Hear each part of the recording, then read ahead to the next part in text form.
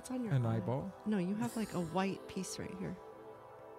I don't know. I can't see it. Take it off. Take my eye off? Oh, see, I just got it. It was like a piece of something. Gosh. All right. Well, Iggy, are we ready to go? Okay.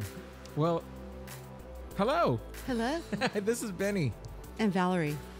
And we are Wholehearted Living. Wholehearted Living Podcast. I wanted to beat you to the punch. This I know. is really bad. Okay. Start over. Yeah, start over. Do over. Hi, this is Benny.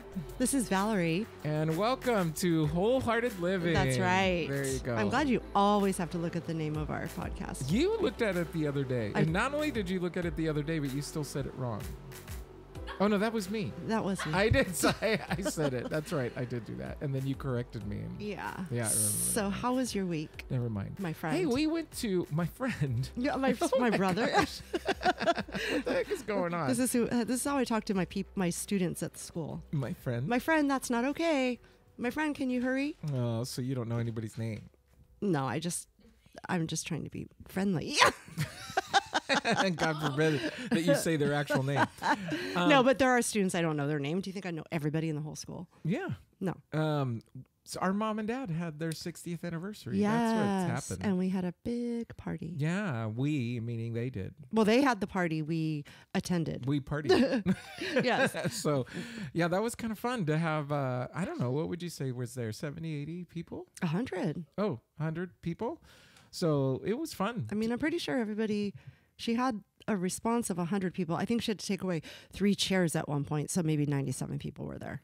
Yeah. Or something. Well, she did tell me that there were people that were yeses that didn't show. We're getting off the subject. But anyway, it was fun. And it was really fun because they had this like little entrance planned, which I knew. Kind of like a wedding. Yeah. And at first I was kind of like, we got there at 1, they arrived at 1:20ish, and we introduced them, and then they walk in, and I'm thinking, why is Dad going first and not taking her hand? Like, this is right. You know what I mean? You thought they were going to walk in and go to their table and sit down. I didn't really think they were going to their table because I knew they wanted to dance, but I thought they would at least walk in holding hands or something. Oh, right. And he walks in doing this little dance, and then Mom walks in doing her little dance behind them, and I was just like, wow, okay, this is like a little planned thing. It's like a little yeah, they actually did. It was a YouTube video that should have gone viral. No, it was fun. I did have friends because on Instagram they saw some of it and saying how cute Mom and Dad are. Several people said how cute. That is just way too cute. It's weird for people to tell me that my mom and dad are cute. Do you know how many people have seen it at my school? And then other people, no, but I don't know. Okay. No, there was only 6. No, but so many people have said, "Oh my God, your mom is hot. Look at her. She's so sexy." And I was just like, "Oh yeah, that's my mom." That's weird. Yeah. Yeah. I'm uncomfortable with that comment. Yeah, but she is cute and sexy. Okay. Golly, she's cute. Our mom is very pretty. Yeah. Yeah. And you know what's funny about that is Dad will always say that Mom's pretty. Mm-hmm. I think he really says it partly because he wants us to say how good looking he is. It's kind of like when you say I love you and you expect the person to say I love you back. And so I think Dad is like, "Oh my gosh, your mom is so pretty," and everybody goes, "Yep." Yeah. And he's like, and hello. So should we say right now, "Oh, and Dad looks so handsome that day." Yeah, Dad looked so handsome that day. Yeah, he did. But anyway, it was fun. It was great to celebrate a 60th because when you really think about it, it's a huge milestone. It really is. Yeah. Whether you people don't even really have to think about it. Do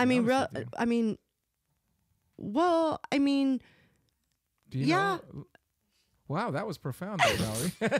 Okay, you don't have to think about it, but people give up on marriage so quickly. It seems like these days. I was saying at the anniversary party that I have a friend who just I think they're at 16 or 17 years. They're getting divorced. They filed for divorce, and another friend who's like at 6 or 7 years they filed for divorce. And it's like, did you work at it? Did you try to go to therapy? Did you try?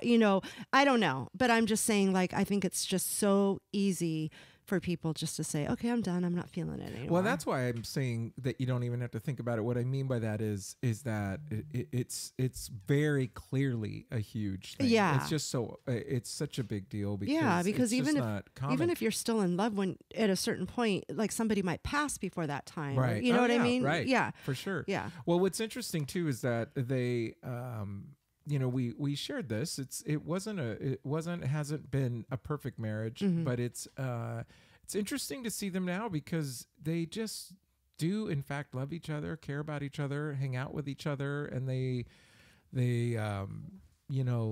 you could just tell that they long to be together. They like to be together. And so, I mean, huge testimony for so many things. Like I said, for better or for worse, because, there's always a worse in a marriage. Everybody has a worse in a marriage. Right. I don't care who you are. Yeah. So, but it was also fun to be with other people. I said this on one of the very first podcasts. It was fun to dance, which is not something I do or did for years and years. And but you have to stop saying that because now you do dance. I do. Well, I don't know if I dance. I move around. I'm not a classic Latino. You move to the music. I move to the music, and but not necessarily. I definitely don't want to be videoed or anything like that because I look stupid, but I'm okay with looking stupid. I actually just enjoy myself. I don't care what I look like either. Yeah, you do. No, I really don't. Really? No. Oh. I was the first one out there. Me and Veronica walked out there and just started dancing in the middle of the floor without people, nobody else.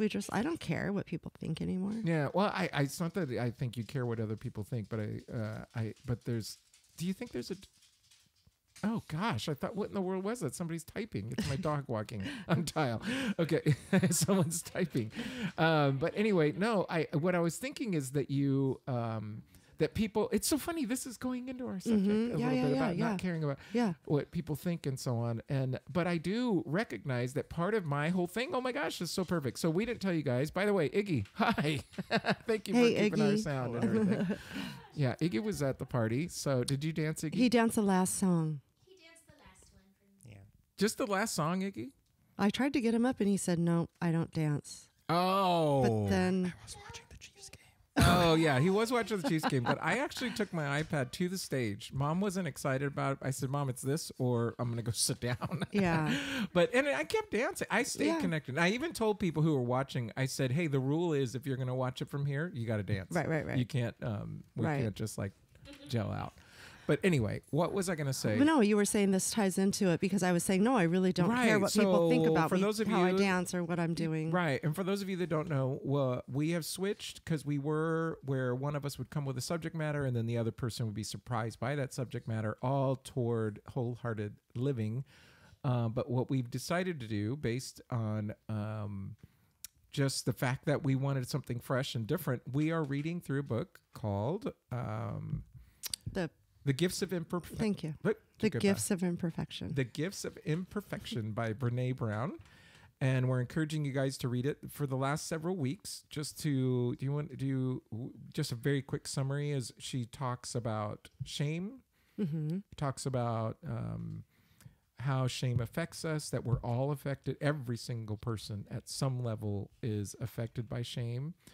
And then we talked about and then she talks about authenticity. And then she talks a little bit about, okay, I have 10. Hi, beautiful. My wife walked in. And then she talks about the guideposts. And there's 10 guideposts to help us live with these imperfections. Yes. And so the first one last week we did was cultivating authenticity, letting go of what people think. Yes. So this is why I was... Yeah, because I mean, if we're going to touch back onto what we were just talking about for the party, there was a day that, there would be dancing, but nobody would be on the dance floor. And there was a day that I'm not going to be the first one out there. I'm going to wait till people go out there, and then as soon as the floor would fill up a little bit, then I would go out. But at this day and age, I don't care. And Valerie, go. What you just said was so amazing because I didn't go. I'll never forget. Peter's actually here, so he can attest to this. Peter and I went to high school. That's my brother-in-law. But we, I'll never forget. I went out at our prom, and it was Gina Zabadillo. Zabadil, and a beautiful girl. I asked her to go because she was beautiful, and honest to God, I had very little relationship with her. I didn't know her, but we got over to the dance, and I actually pretended to twist my ankle because I didn't want to dance. Oh my gosh! Talk about shame. I'm telling you, this is why I'm bringing it up. Yeah. And then, honest to God, my whole life I've never danced, and I just said, and I've really thoroughly enjoyed other people, but I'm like, no, I just don't care. I don't. And I honestly said, no, I don't need to do this because it's not important to me and I don't like it, da, da, da. And then whatever, I just decided at Nicole's party, and I think it was partly because of how it was arranged in that situation where it was real tight. Yeah. And you could hide a little bit better. Nobody was going to be able to really spot you. Yeah. It wasn't this huge dance floor where everybody's... And I just went, this is crazy. I'm going to go for it. And ever since then, I'm like, oh my gosh, I kind of like doing, I cried afterwards because it was, well, I cry at, GE commercials. So, so I cried everything. But the thing is that it definitely had to do with shame and worried about what other people thought of me. How do I dance? How do I look? How do I look? Yeah. And all those things. Yeah. And then now I look back, and so when was Nicole's wedding? When did they get married? Like 4 years ago. So I was 50. Yeah. So I missed out, quite frankly. You did. Not a lot. Yeah. So think of all those women I could have danced with. All the beautiful women that you didn't have relationships with. So you guys, that was Guidepost 1. So Guidepost 1. Yeah, Peter has heard that story for the very first time. Don't call Gina, okay?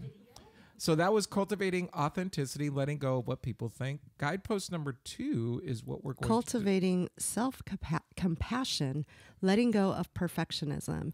And I'm a perfectionist. Letting go of perfectionism is a big deal. Yeah. So tell me what's on your mind.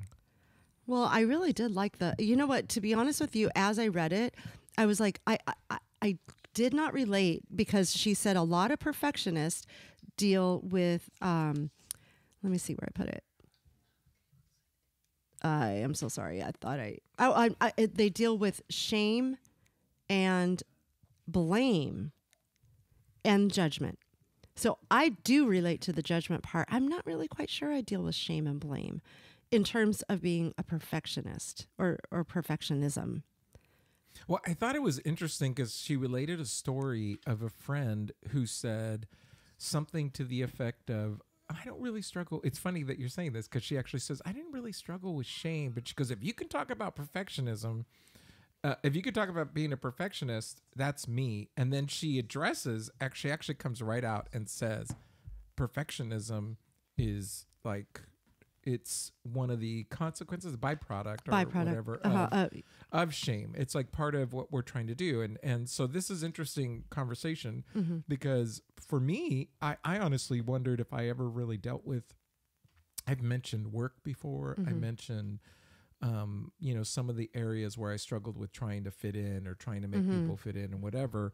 And it completely escaped me, this whole thing about dancing. And so it's funny that this has come up right now because honestly, that Saturday, I didn't even think about it. There were times that I was like, I don't know what to do in this moment. I don't know how to move. So you just kind of bounce up and down. And then I look at other people to see what they're doing. And then I go, well, I can't do that anyway. I don't know why I'm looking at them. I do feel like back in the day, I danced way better than I do now. But I'm at the point where I don't even care. If I just move, I'm just going to have fun with it. Yeah. But in terms of this paragraph or in this guidepost, it's funny because she says something like perfectionism has definitely, I'm so sorry, you guys. That was my note. Life paralysis refers to all of the opportunities we miss because we're too afraid to put anything out in the world that could be imperfect. Yeah. And that did paralyze me with several little things. Like I'm talking little things in my life. Like, I used to try to sew, and because I could not do it perfectly or finish the whole dress or whatever it is I was making, I said, forget it. And everything went away. I never sewed again. Yeah. Peter likes to do puzzles from time to time, or he did. He would always say, oh, that'd be fun to get a puzzle. That'd be fun.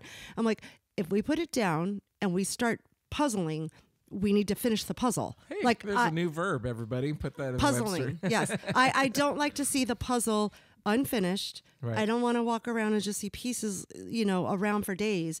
Like, we're going to do it and we're going to finish it. And I don't know. We're going to have fun, for God's sake. Damn it. No, but I just don't know if that's like I feel like that paralyzes me, because there were many times that he wanted to get like a Christmas one and it would be fun. Like, you work on it, a little bit at a time and finish it. Maybe you could even glue it and make it like part of your Christmas decoration. But I'm like, it sounds like you're blending a little bit of, and I don't know if this will be an eventual guidepost, but part of it is perfectionism and part of it is OCD. And wanting things to be organized. Exactly. And that's what I don't know. But I do know that stuff paralyzed me, because it just comes to a halt. Like, nope, it's either this or that. Like, right. It did paralyze me. Well, I know that. So here's a few things that she's written down that kind of hit me. So one is, this was important to me because I think it's hard. The one thing that is difficult is we want to do things with excellence, right? Mm-hmm. I mean, it's not like we are saying, you just can do it mediocre. Yeah, do everything half-ass and you're great. Mm-hmm. That's not what we necessarily want either. So she describes it like this. She says, perfectionism is not the same thing as striving to be your best. Perfectionism is not about healthy achievement and growth. Perfectionism is the belief that if we live perfect, look perfect, and act perfect, we can minimize or avoid the pain of blame, judgment, and shame. Mm-hmm. And that I can relate to because I like the idea of trying to strive to do things right and do things well. And for lack of a better word, succeed. I don't necessarily like that word, because succeed, you can attribute that to getting money or fame or whatever. And that's not really what my point is, but to achieve whatever the goal is. But what I can relate to in regards to perfectionism is that idea of, I want to look perfect. This is the dancing thing. I want to look like I'm doing it right. I want to act like I'm doing it right. I want to, and then I don't want people judging me, because I judged people when I sat there, years ago. I go, that person doesn't know how to dance. And then I'm sitting there thinking, is now everybody's judging me, but I'm having a good time. Yeah. I'm not sitting there. No, and I think that comes with maturity, because there was times that I would just like, oh my gosh, or karaoke, like, oh, why are they even trying to sing this song? But who cares? They're having fun, Yeah, they are. But you know what? You said something like, try to look like I'm dancing good, or whatever you just said. But she talks about faking it till you make it. Yeah. Like, you do have to actually walk the walk, and then eventually you'll start feeling the actual authenticity of being imperfect. Does that make sense? It totally does, because I think there are times when there are behaviors that we do that we are so accustomed to doing or not doing. In other words, or like my case, dancing again. I'm not going to dance. I don't dance. And people knew. I mean, Patty never stopped asking me to dance. I mean, at certain things, she just stopped, because it was like, he's going to say no. And I think she probably felt like she's going to have to experience rejection, because I'm going to say no. So why even ask? Why even ask? Yeah. And then likewise, I think because she's good-hearted, she didn't want me to feel bad. So it was like, she's not gonna deal with it. Yeah. And so, but the thing is that in doing so, I missed out. She missed out. Everybody is missing out. And then, like, I think what you just said is this idea that I had been looking at people for so long and how they dance. And even though, like I said, I actually really enjoyed watching people and I thought it was fun. And I do my little dance moves as I sat in my chair. But I mean, moving, I didn't just sit there. Like I actually moved, but I was so...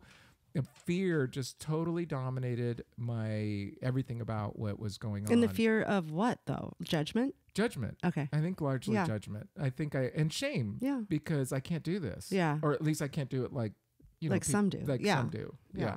You just have to go up and walk and dance with the person that doesn't dance very well. Yeah, I do.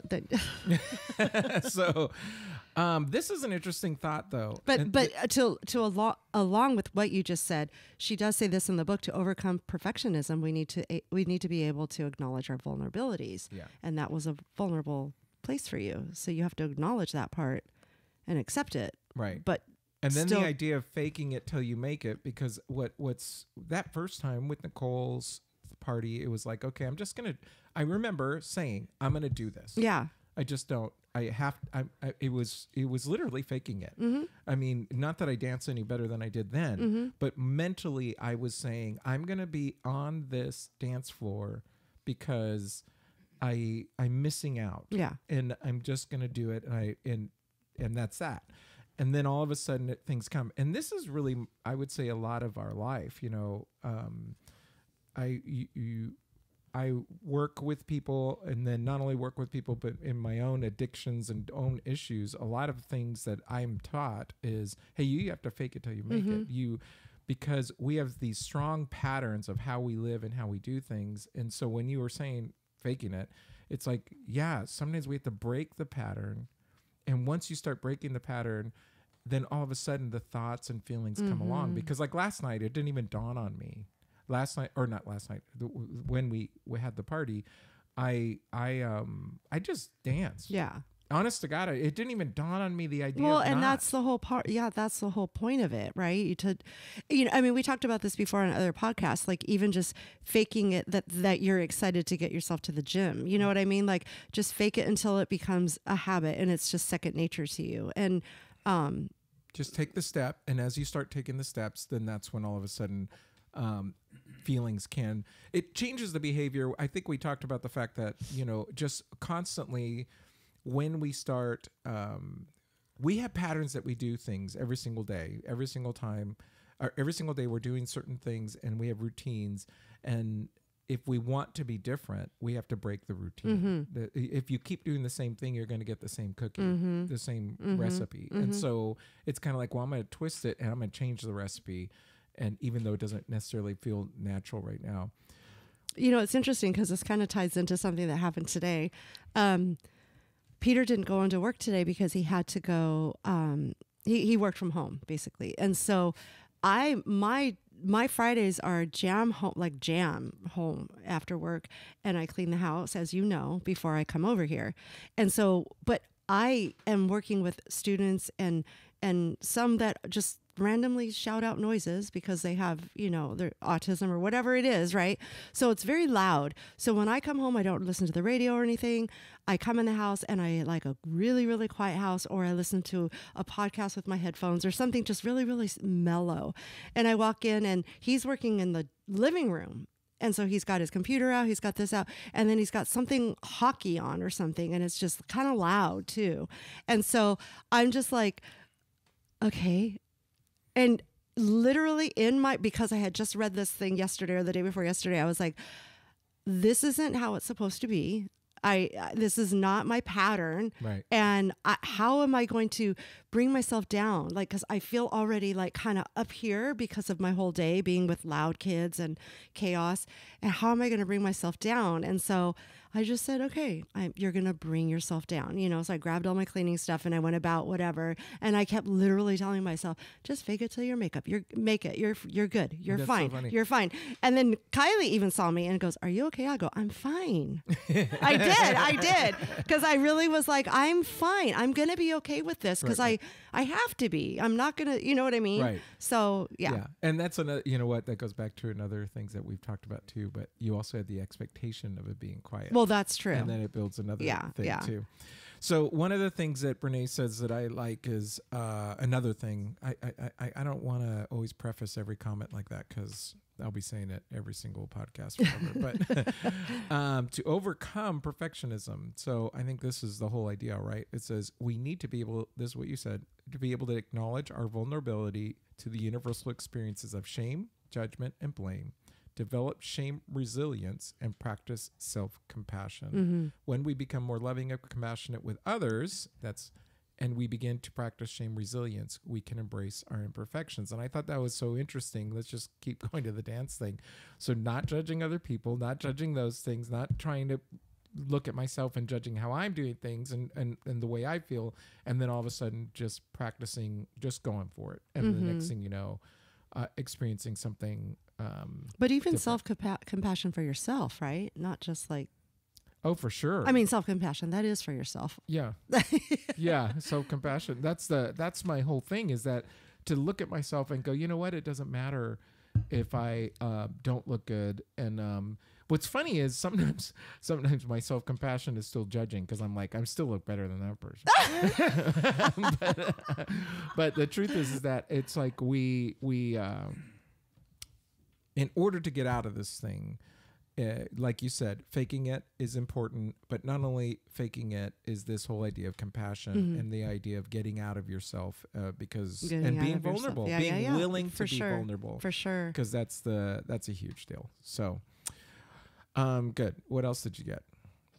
No, and just now when you're talking about self-compassion, here we go, quoting the book again, but she actually has this in bold: a moment of self-compassion can change your entire day.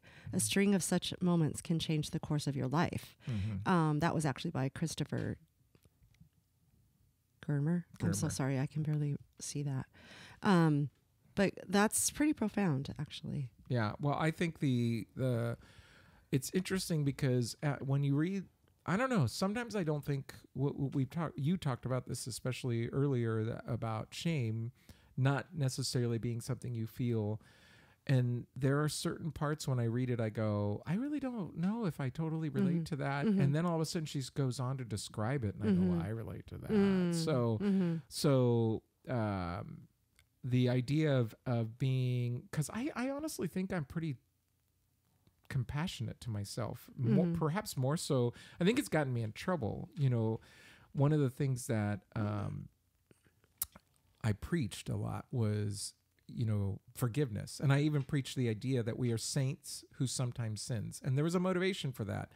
The motivation was saints act good, right? But if you keep saying that you're a sinner saved by grace, then what do sinners do? Well, they sin, right? So the idea of that was to motivate you to be more on the positive. Yeah, to do things positively. Well, I think sometimes what it did for me was totally forget that I can make mistakes. And so then I tried to mask the mistakes, because if I show those mistakes, then I'm living that other life that I don't want to live. And I want to live this other life where it's positive and good all the time. And so you end up developing a shame, just a mindset where anything that's bad is potentially shameful. Yeah. And then the other thing that happened to me was I would always be looking for forgiveness, because I figured God's going to forgive me. So if I hurt you and I offended you, I would say, will you forgive me? And which sounds good. But the problem was that I wasn't recognizing the pain that I had caused you. And so instead of saying, I'm really sorry for the pain that I caused you. Yeah. It's a different thing to say that versus will you forgive me? Yeah, will I forgive you? Because will you forgive me? What I was really saying is, will you let me off the hook? Yeah, right. And that's not right. Right. I shouldn't be asking that. I should let you know. Apologizing versus and then you get to decide whether or not you forgive after. Yeah, that's true. So true. And then from a relational standpoint, it is important that, eventually, if it was Patty or even you and I want to work it out. I want to know that we're at a place where you have forgiven me, but that's not for me, it's for the relationship. Sure. And that's a totally different thing. But in the end, why I'm bringing all that up is because for me, I could have so much self-compassion that I would I would just skirt everything under the rug. I just skirt everything under, and then all of a sudden, whenever I look under the rug, I go, oh my God, that's a mess. And so just trying to identify those things and then make amends for those things and deal with those things was and is still, Well, I think a lot of this particular guidepost tied into things that we've talked about before, because we talk about the self-compassion and the self-kindness, stuff like that. Like we easily, well, I don't know about you, I guess you let yourself off the hook more than other people, but more than you let other people off the hook. Yeah. But I mean, I feel like we let other people off the hook so easy or quicker. We're kinder to people. We're, what I mean? Versus like ourselves, like we can talk down to ourselves. We can, be critical of ourselves. We can judge ourselves. And well, and unfortunately, I think in my case, letting me off the hook was not letting me off the hook though, because I would just bury it. Yeah. And then later on, in my own healing and dealing with things, I had to go deal with that stuff and look at myself and say, what are you shameful for? What are the things that have caused you shame? What are the things that have caused you fear? And then why are you so afraid to do X, Y, and Z? And what was your part in that negative relationship or whatever? And when I had to deal with all that stuff, I saw myself and I was like, oh my gosh, there's a lot of crud there. There's a lot of stuff that I didn't deal with.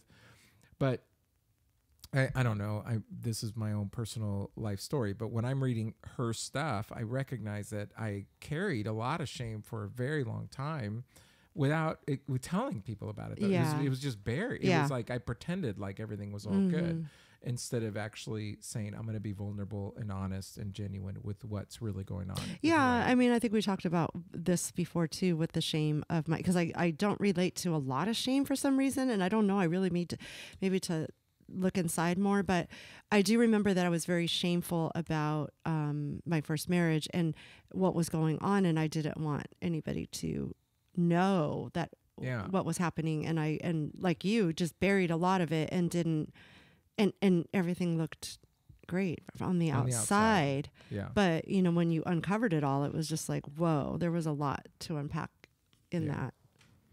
So she always ends every guidepost with this thing that says dig deep. Did you notice that? And so it says get deliberate. And so and then it also says get inspired and get going. Those are the three things. The one that really got me was get inspired. It says deep down we want to take off our game face and be real and imperfect. And so using the dance illustration again, it's like deep down, I would sit there and say to you straight face, and I was convincing myself that I was perfectly fine sitting in that chair. But the truth is that I was thinking I really wouldn't mind being out there. Yeah. I really wouldn't mind doing it. I wouldn't have told you that then, partly because of this whole You would just shame, say that you wanted, no, I'm everything. fine. I don't want to, And I think I was trying to convince myself that I was fine. And then all of a sudden, when I finally started letting loose, it was like, I enjoy it. Now, I when I say enjoy it, I'm not sure that I'm the kind of person that's like, hey, let's go dancing. That's not necessarily like my go-to, let's go have fun thing. But when it's there, I'm definitely not averse to going for it. I like to get inspired too. I actually made a couple notes on that too. I wrote that she put there's a crack in everything, and that's how the light gets in. And so many of us run around spackling all the cracks, trying to make everything look just right. And so it made me, because sometimes, I am, like you said, it could be kind of OCD perfectionist with the house and stuff. And I do like everything in its spot and stuff like that.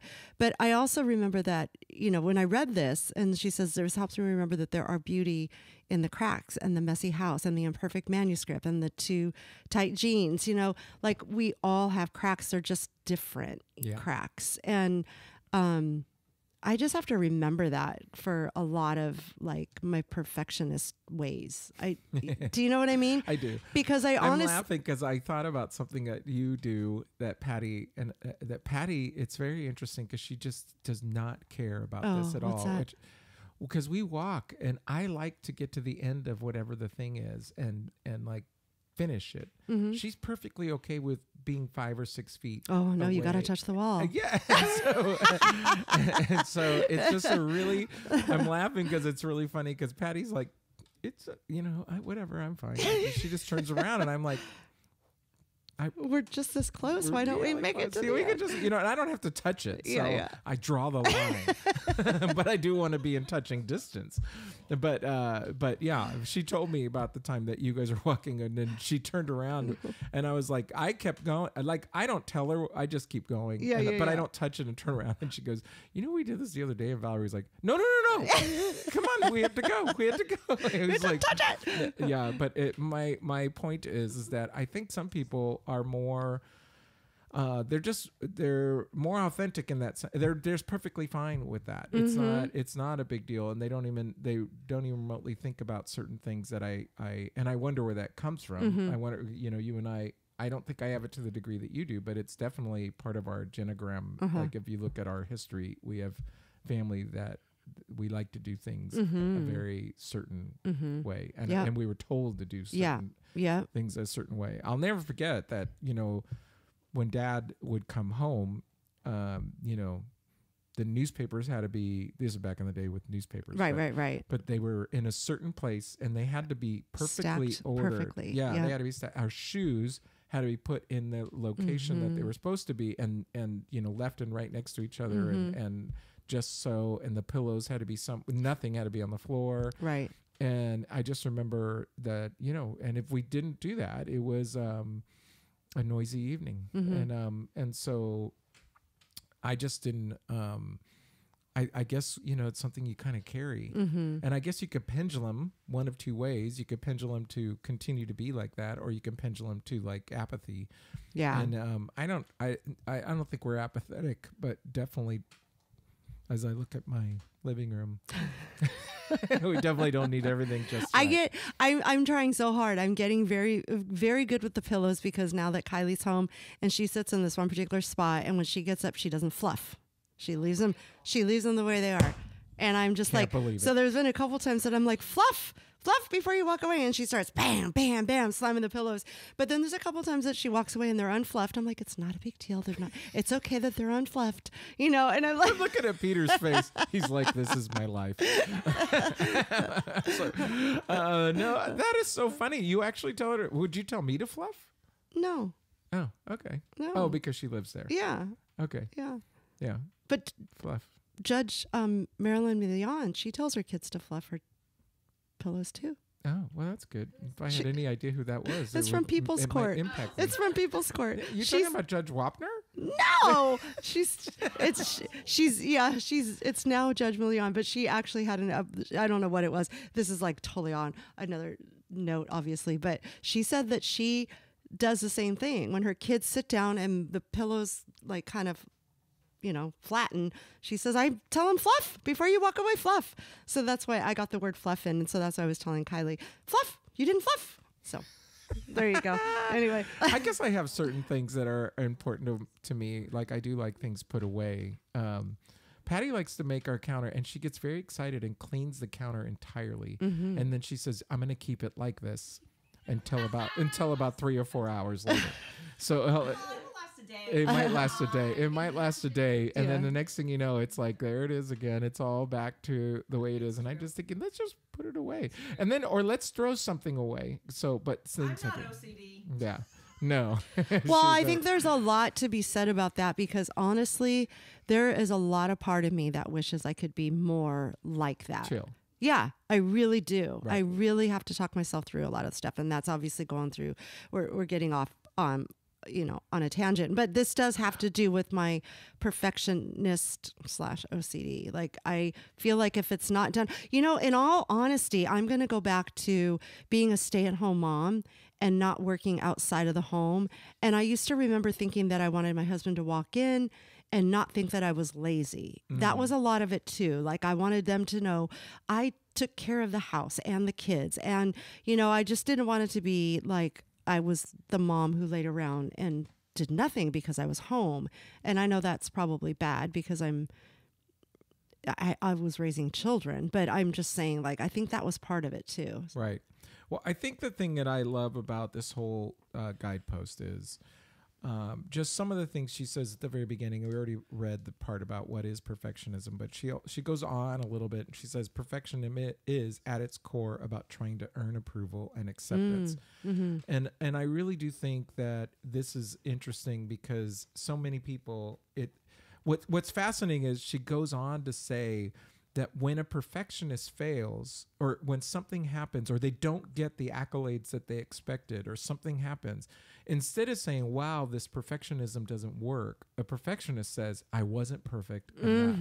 And the spiral just keeps going down and down and down. And so it's like everything, it's constantly this idea that I have to get better. I have to do it perfect. I didn't do it perfect enough.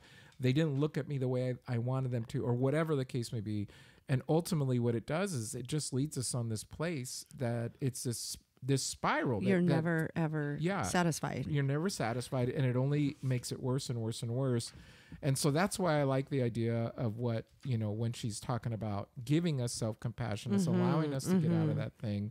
Well, and I wrote down, I love the saying that, I don't know if you've heard this said, I hear it a lot and see it a lot, is it's progress, not perfection. Yes. And so anytime you're making a little bit of progress, that is a strive towards being the authentic person that you want to be.